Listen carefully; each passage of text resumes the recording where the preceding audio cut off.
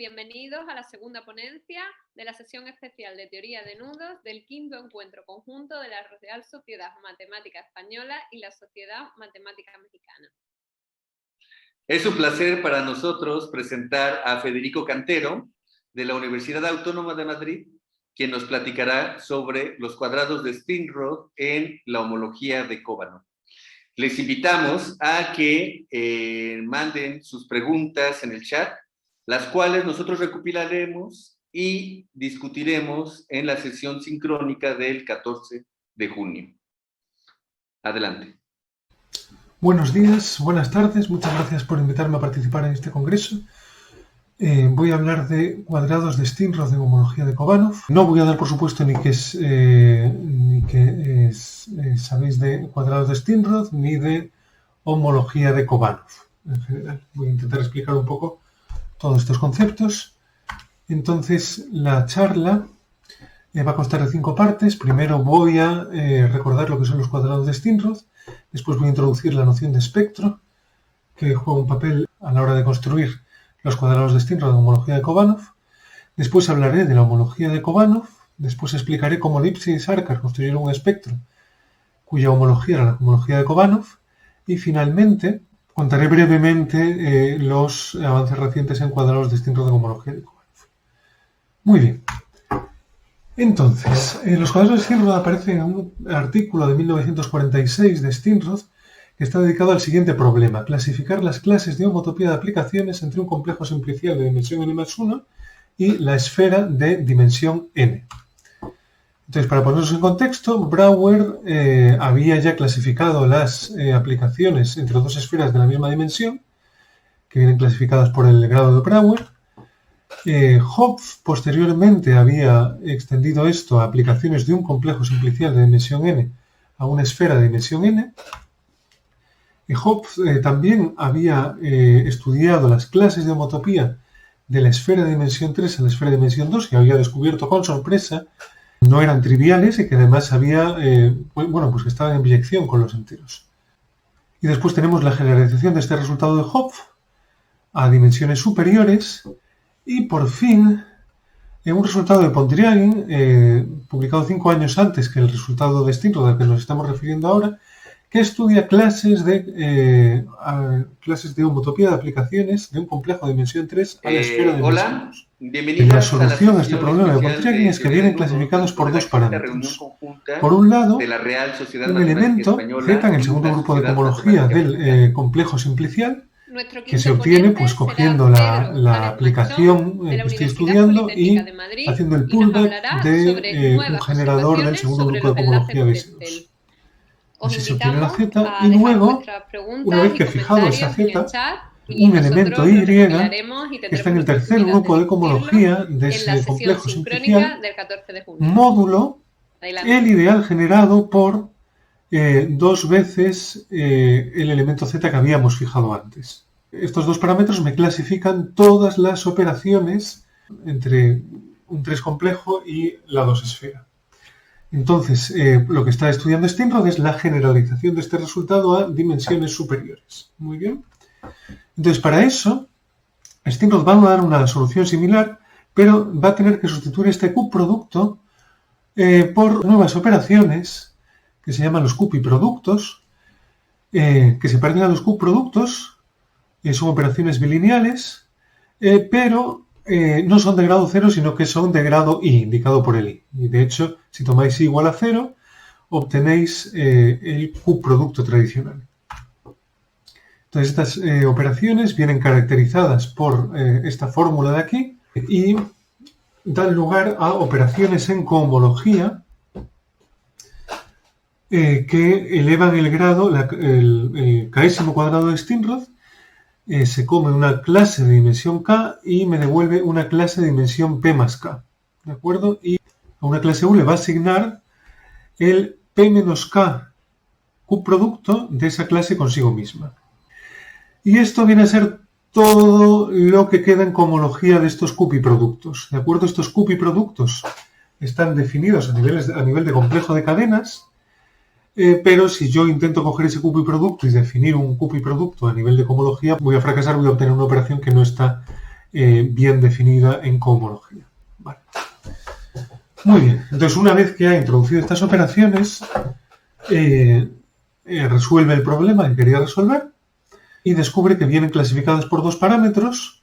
Primero un elemento, que es el z de antes, que vive en el enésimo grupo de cohomología de Kn+1, que de nuevo es el pullback de la clase de un generador de la esfera de dimensión n. Y luego otro elemento que vive en el +1 grupo de cohomología de mi complejo simplicial con coeficientes en F2, el cuerpo con dos elementos, módulo el segundo cuadrado de Steenrod aplicado a todas las clases de cohomología en dimensión n-1, y bueno, aquí pone F2, tendría que poner el complejo simplicial de dimensión n+1 con coeficientes en F2. Vale. Muy bien. Entonces, una vez resuelto este problema, se descubre que estos cuadrados de Steenrod son fantásticos y tienen unos axiomas muy interesantes. Primero, son naturales. Segundo, el 0º cuadrado de Steenrod se puede identificar con la identidad. Tercero, el primer cuadrado de Steenrod es el homomorfismo de Bockstein. Cuarto, el k'ésimo cuadrado de Steenrod, por la manera en que lo acabamos de construir, coincide con el Q-producto de X consigo mismo. Tiene esta fórmula de Cartan que distribuye los cuadrados de Steenrod con el Q-producto y además, que es lo que más me interesa para esta charla, conmutan con la suspensión, ¿de acuerdo? Entonces, yo tengo aquí, y aquí tendría que poner la suspensión, aquí tendría que poner la suspensión también. Muy bien, entonces tengo una aplicación que va de la cohomología de X a la cohomología P+1 de la suspensión de X. Tengo una aplicación que va de la cohomología P más K de X a la cohomología P más K+1 de la suspensión de X.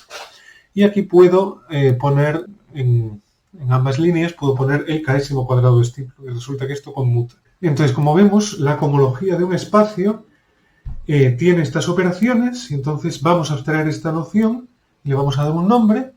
Y vamos a llamar a un F2 módulo graduado con estas operaciones, le voy a llamar A módulo, ¿vale? A viene a ser lo que se llama el álgebra de Steenrod. Un F2 módulo con estas operaciones, pues le vamos a llamar A módulo a partir de ahora. Muy bien. Entonces vamos a introducir ahora la noción de espectro. Entonces, los espectros, para los propósitos de esta charla, nacen de la necesidad de convertir la operación de suspensión en los espacios topológicos en una operación invertible. Yo, si tengo un espacio topológico, puedo tomar su suspensión, pero no tengo una manera de deshacer esa operación en general. ¿De acuerdo? Entonces, para hacer eso, defino un espectro como una clase de equivalencia de pares x, n, donde x es un espacio y n es un número entero, con la siguiente relación de equivalencia. Dos pares se relacionan si, tomando la n-ésima suspensión de x y la i-ésima suspensión de m, y suspendiendo cada una de esas suspensiones un número arbitrario de veces, esta L que pone aquí, obtengo espacios homotópicamente equivalentes. Los espectros forman una categoría que voy a denotar SP, no voy a explicar lo que son los morfismos, no son interesantes para esta charla, y hay un funtor que se come espacios topológicos y me devuelve espectros y que lleva un espacio X al espectro X, 0. Y tengo una operación de suspensión que es compatible con la suspensión de espacios topológicos y la puedo escribir de dos maneras distintas. Puedo bien decir que la suspensión de xn es el par formado por la suspensión de x, n, o bien puedo decir que es el mismo espacio X, pero el mismo espacio X, pero el numerito lo sustituyo por un n+1 en lugar de un n. Entonces, si miráis esta relación de equivalencia de aquí arriba, veréis que estos dos espacios están en la misma clase de equivalencia. ¿De acuerdo? Y si considero esta representación de la suspensión, pues se ve rápidamente que esta operación es invertible. Si yo tengo un espectro x, n, pues, y lo quiero desuspender, pues lo único que tengo que considerar es el espectro x, n-1. Muy bien. Entonces aquí tenéis bueno, un ejemplo de dos espacios topológicos que son distintos en la categoría de espacios topológicos, no son homotópicamente equivalentes, pero cuando los mando a espectros utilizando este funtor sí que se convierte en espectros equivalentes, ¿de acuerdo? Porque si tomáis la suspensión de este espacio y la suspensión de este otro, obtenéis espacios topológicos homotópicamente equivalentes. Estos dos no lo son, pero su suspensión sí lo es. Muy bien. Entonces, como la cohomología es invariante por suspensión, yo puedo definir la cohomología de un espectro utilizando esta fórmula de aquí, ¿vale? Y no va a depender del representante de la clase de equivalencia que haya elegido. Y como los cuadrados de Steenrod también eran invariantes por suspensión, como dijimos antes, pues también puedo definir esta operación de aquí, el késimo cuadrado de Steenrod, que no va a depender del representante de la clase de equivalencia. ¿De acuerdo? Muy bien. Entonces, el resumen hasta ahora de lo que tenemos que saber es que, primero, en un espectro la operación de suspensión es invertible. Y segundo, que tenemos esta jerarquía de estructuras. ¿De acuerdo? Si estoy más a la izquierda tengo más estructura, si estoy más hacia la derecha tengo menos estructura. Entonces vamos a recorrerla de izquierda a derecha. Empiezo con algo muy estructurado como un espacio topológico.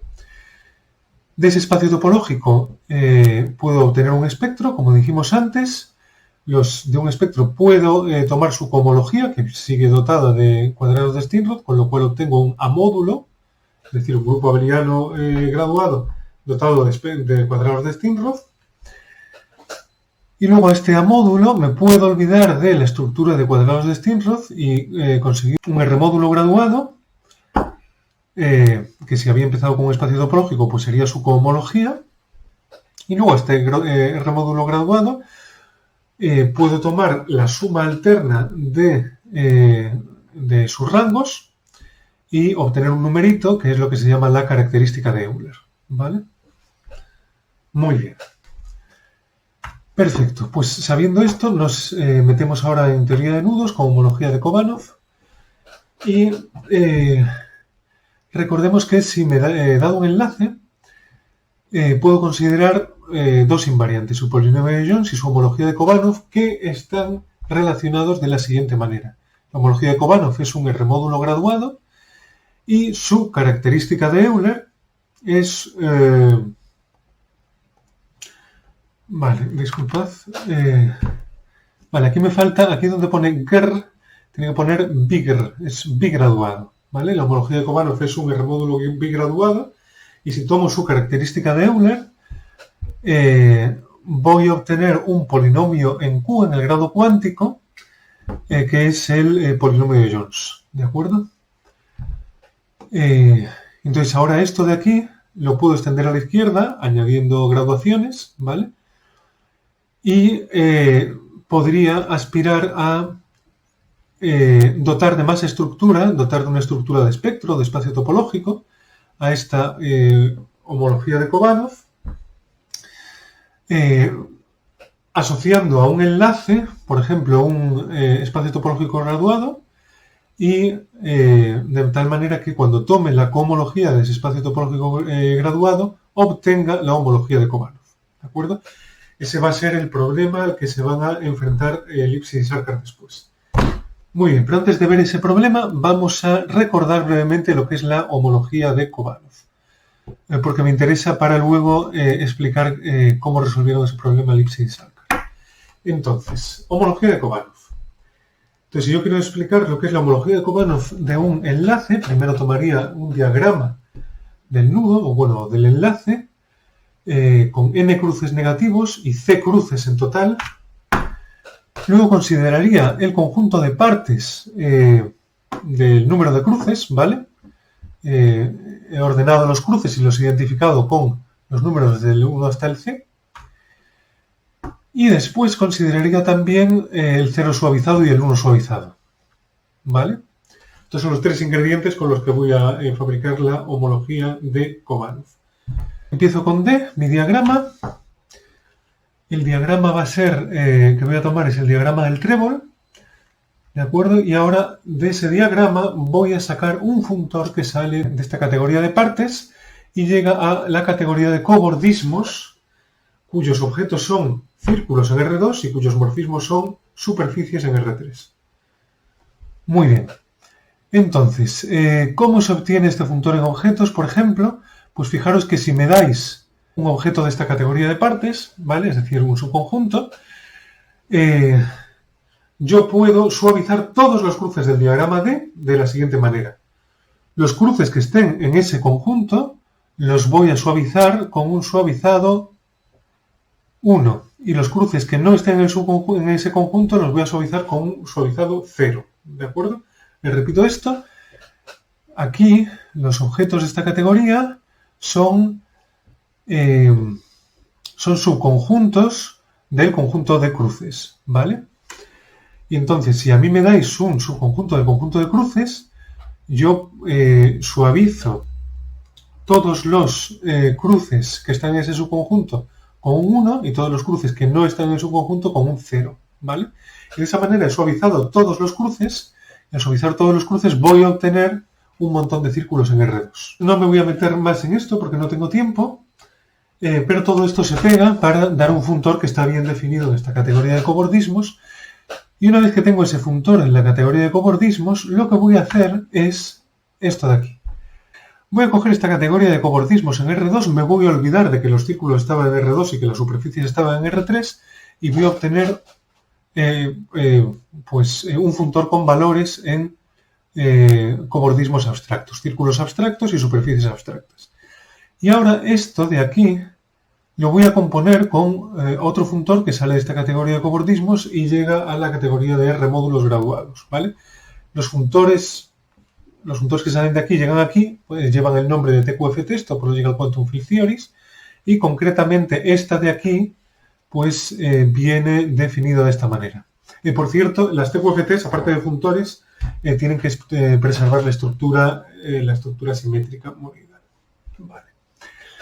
No nos metemos en eso, ¿vale? Lo importante para mí es que he cogido este funtor de suavizados y lo he compuesto con una TQFT, que nos da igual cuál sea, ¿vale? Y obtengo un funtor que sale de este conjunto de partes, que se llama, le voy a llamar a partir de ahora el cubo porque es el nombre habitual, sale del cubo y llega a la categoría de remódulos graduados. Entonces yo ahora puedo coger esta categoría de remódulos graduados, meterla dentro de la categoría de complejos de cadenas de remódulos, y como esa categoría de complejos de cadenas de remódulos tiene una teoría de homotopía, existe una operación que se llama totalización, que la puedo aplicar a este funtor y me va a devolver un complejo de cadenas de remódulos, ¿de acuerdo? Entonces este TOT de FD es un complejo este TOT de FD, de esta composición, es un complejo de cadenas de remódulos, y ese complejo de cadenas de remódulos ahora lo puedo desuspender n veces. Es decir, cojo el complejo de cadenas de remódulos y lo desplazo todos los grados hacia la izquierda n unidades, ¿vale? Donde n, recordemos, era el número de cruces negativos. Si yo tomo su cohomología, obtengo un invariante de nudos. Esa cohomología es invariante salvo isomorfismo por movimientos de Rademacher y es lo que Kobanov descubrió, la homología de Kobanov. Y luego, pues tiene propiedades de cálculo muy buenas porque admite sucesiones exactas largas y otras cosas en las cuales tampoco nos vamos a meter en esta charla. Muy bien. Entonces, una vez que hemos recordado lo que es la homología de Kobanov, vamos a ver lo que hicieron Lipschitz y Sarkar en 2014, que fue intentar obtener al final obtuvieron un espectro cuya cohomología era la homología de Kobanov, ¿vale? Entonces, ¿cómo se obtiene ese espectro? Bueno, vamos a enfrentarnos primero al problema de asignar a cada enlace un espacio topológico cuya cohomología sea la homología de Kobanov, ¿vale? Que en principio es quizás más natural. Entonces, como vimos antes, la homología de Kobanov se calculaba como la cohomología de un complejo de cadenas que a su vez había sido obtenido de la totalización de un funtor que sale del cubo y llega a R módulos, ¿vale? Esto de todo lo de antes, esto es lo que me interesa ahora, que es la totalización de un funtor de este tipo. Entonces, una estrategia para poder conseguir un espacio topológico con esas propiedades es levantar este funtor a la categoría de conjuntos a lo largo de esta flecha. Yo, si tengo un conjunto, le puedo asociar su R módulo libre, ¿verdad?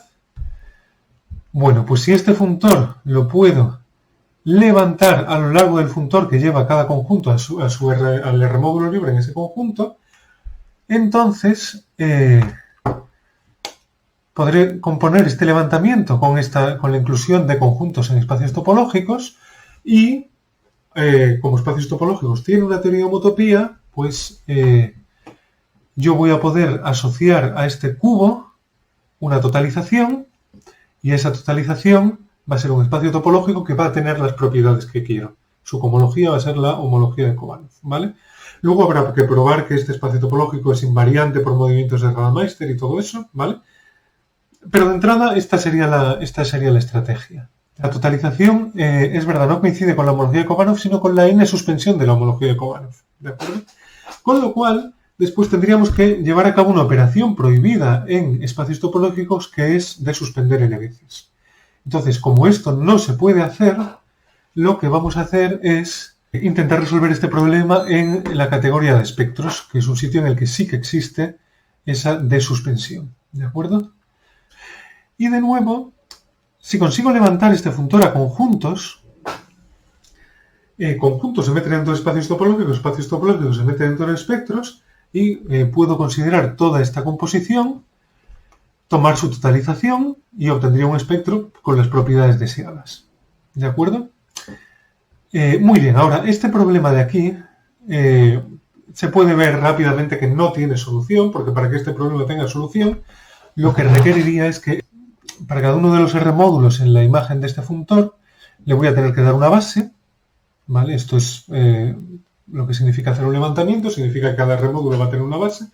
Eso sí que viene dado de una manera canónica en la construcción de la homología de Kobanov, pero después tendría que conseguir que los morfismos involucrados en este funtor fuesen morfismos que llevasen generadores a generadores. Esto no es cierto en este caso, no es cierto en absoluto.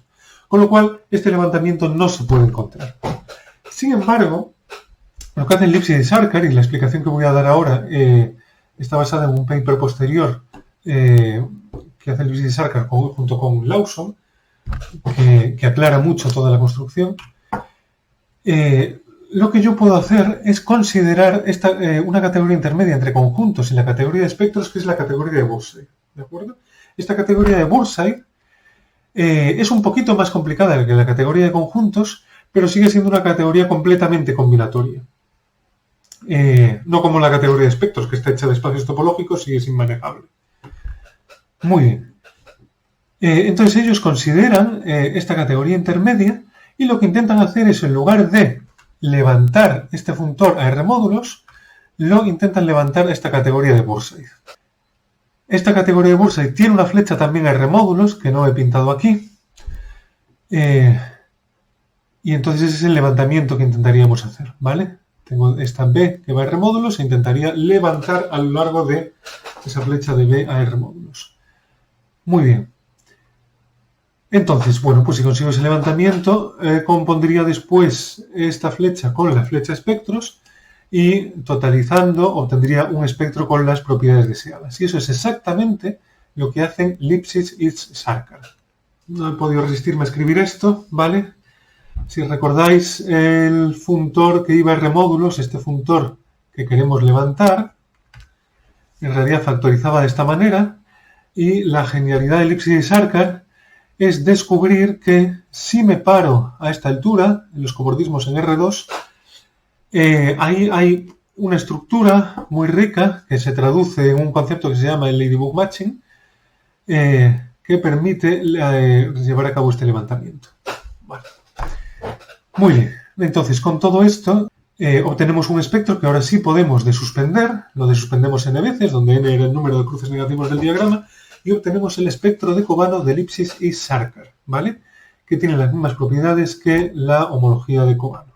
Muy bien, ahora que ya hemos visto cómo funciona el espectro de Lipschitz y Sarkar, y de todo esto quiero que nos quedemos con que el tipo de objeto algebraico del cual sacan el espectro es un funtor que sale del cubo y llega a la categoría de Bursaid.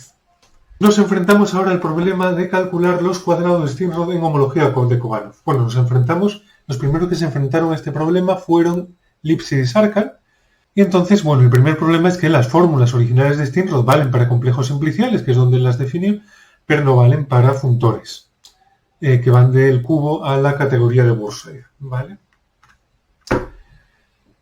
Sin embargo, hay el primer cuadrado de Steenrod sí que se puede calcular porque es el homomorfismo de Bockstein, y ese homomorfismo solo requiere un levantamiento de complejos de cadenas con coeficientes en F2 a complejos de cadenas con coeficientes en Z. Quizás aquí hace falta recordar que las fórmulas de Steenrod están definidas siempre con coeficientes en F2, el cuerpo de dos elementos, ¿de acuerdo? Con lo cual, aquí en homología de Kobanov, a la hora de considerar cuadrados de Steenrod, siempre voy a pensar en homología de Kobanov con coeficientes en F2. Muy bien, Lipschitz y Sarkar consiguieron desarrollar fórmulas para el segundo cuadrado de Steenrod.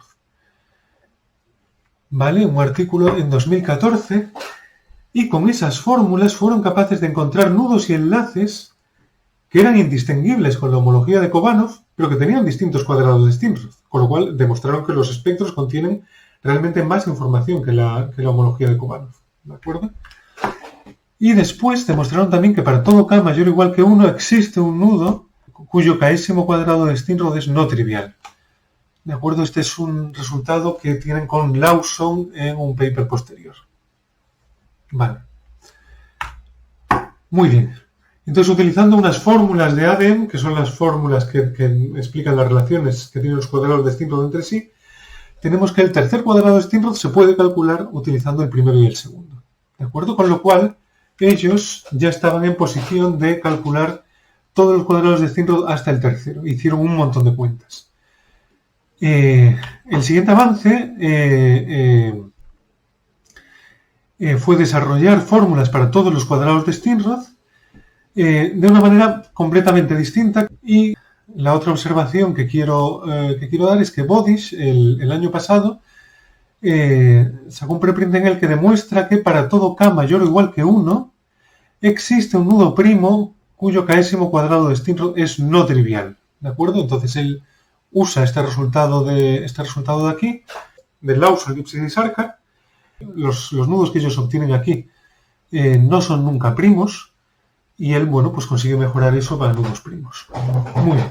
Ahora, en un minuto, voy a explicar, bueno, pues la dificultad para obtener estas fórmulas. Entonces, primero, una observación.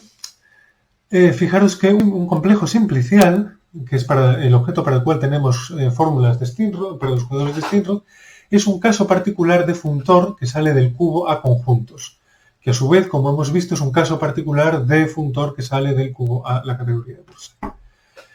Entonces, para explicar cómo esto es un caso particular, fijaros que si K es un complejo simplicial con C vértices ordenado, puedo definir un funtor que sale del cubo y llega a conjuntos de la siguiente manera. Si tengo un subconjunto, le voy a asignar un conjunto con un único elemento si ese subconjunto es una cara del complejo simplicial, y le voy a asignar el vacío si no es una cara. Entonces, resulta que las fórmulas de Steenrod son válidas para funtores que salen de la categoría del cubo y llegan a conjuntos, es decir, son válidas en un caso mucho más general que este, pero no son válidas para funtores que salen del cubo y llegan a la categoría de Bursaid. Entonces, la estrategia que seguí fue adaptar las fórmulas de Steenrod clásicas de los cupiproductos a cubos en la categoría de Bursaid. Y para ello usé una presentación mejorada de las fórmulas clásicas que dio Medina Mardones en el año 2020.